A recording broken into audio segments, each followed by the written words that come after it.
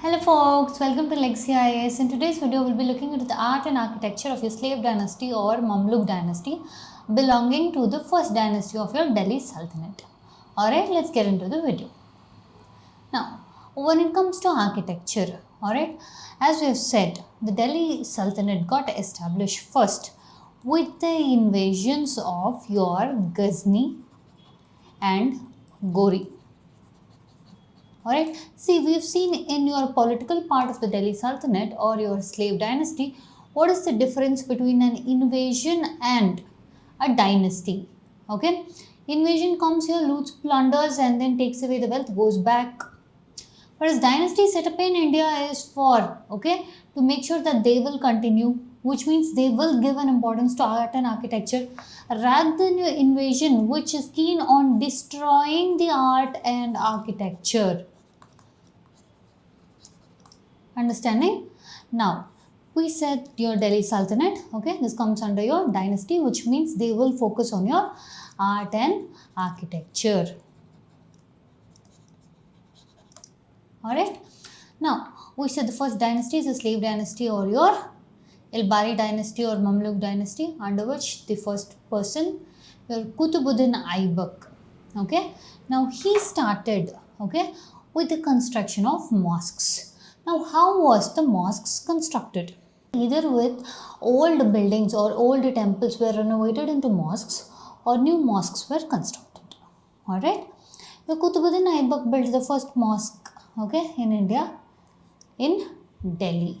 Alright. And he also went ahead to build a mosque in Ajmer. Alright. Now, your Qutub Aibak is, considered as the founding father, as the one who laid the foundation for your Qutub Minar, one of India's architectural wonders and marvels. Alright.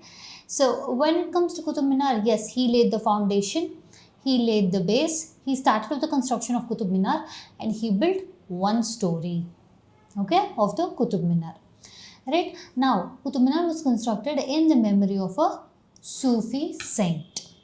Alright. Now, the later construction was undertaken by your Qutubuddin Aibak's son-in-law, Shamsuddin Iltutmish. He was the one who completed the Qutub Minar. Now, we'll see a little bit in detail about your Qutub Minar. As I've said, it was started by Qutubuddin Aibak, completed by Iltutmish, 871 meters of tower. It is dedicated to a Sufi saint. This much is known. Alright, now look at this. Now, the architecture. Alright, architecture during your Delhi Sultanate started having a new, reinvented and a rigorous phase. What do we mean by this? They imported artisans from West Asia. They imported artisans from West Asia who brought in new concepts such as towers, domes, balconies. They were built in such a manner that it provided one of the finest architectural wonders at that period of time, which India hadn't seen up until then. Alright, so this created a new wonder in architecture. This Delhi Sultanate led or paved the way in this new form of architecture. What did that lead to? I said a reinvented and rigorous phase. What did that lead to? So I told you, yes, artisans came from West Asia. Yes, it's good, they're constructing and all these things. But what happened was the skill. Why were the artisans brought from West Asia? Because of the skill. Now, this skill gets acquired, or the local artisans acquire this skill, making us or the people in India or the local artists now acquire a new skill which will begin a new dawn in the architecture of history of India. Whatever that was to continue further, your Mughals. Alright. Now we have the necessary skill. This was a very important aspect from the art and architecture of your Delhi Sultanate, or most importantly, your slave dynasty. Alright.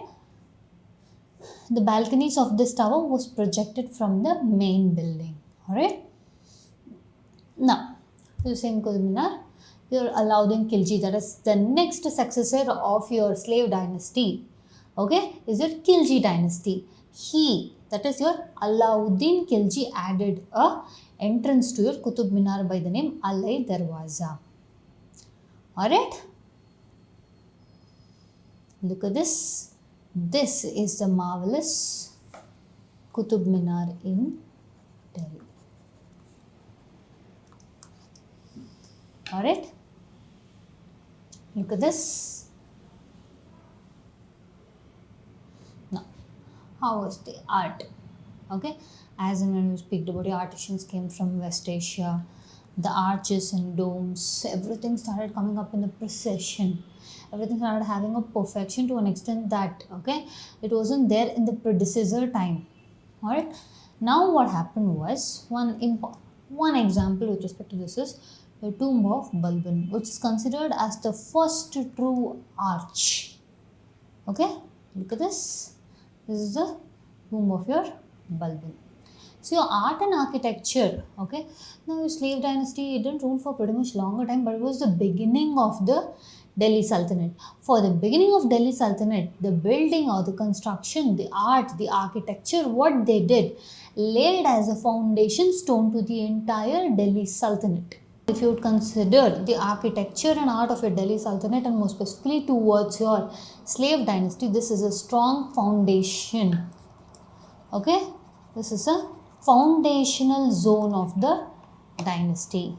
Alright, now that's it for the content on your art and architecture of your slave dynasty. If you do like our content, subscribe to our channel, hit the like button and share it along with your friends. Thank you.